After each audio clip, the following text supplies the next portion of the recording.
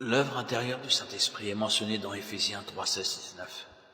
D'être puissamment fortifié par son esprit dans l'homme intérieur. Cette œuvre progresse à l'intérieur du croyant. Mon homme intérieur, l'homme nouveau, sera fortifié, bien que nous demeurions des êtres humains.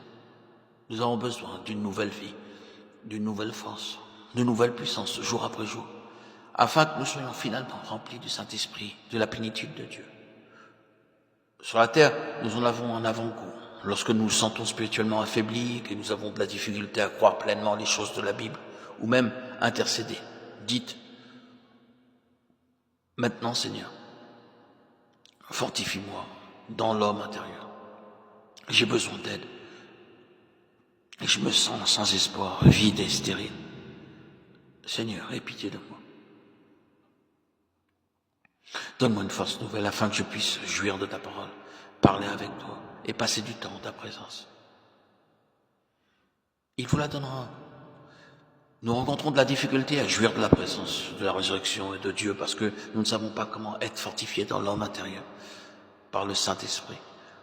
Paul disait, je fléchis les genoux devant le Père afin qu'il vous donne, selon la richesse de sa gloire, d'être puissamment fortifié par son esprit dans l'homme intérieur, en sorte que Christ habite dans vos cœurs par la foi, afin qu'étant enraciné, fondé dans l'amour, vous puissiez comprendre avec tous les saints quelle est la largeur, la longueur, la profondeur et la hauteur, et connaître l'amour de Christ, qui surpasse toute connaissance, en sorte que vous soyez remplis jusqu'à toute la plénitude de Dieu.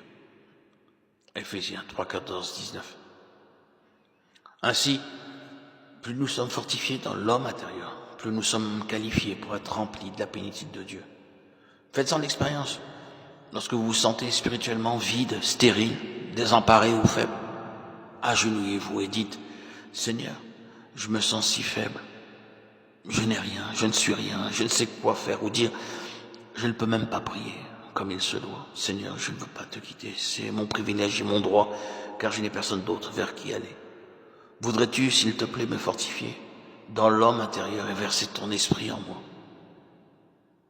Puis attendez un moment par la foi. Je l'ai expérimenté bien des fois.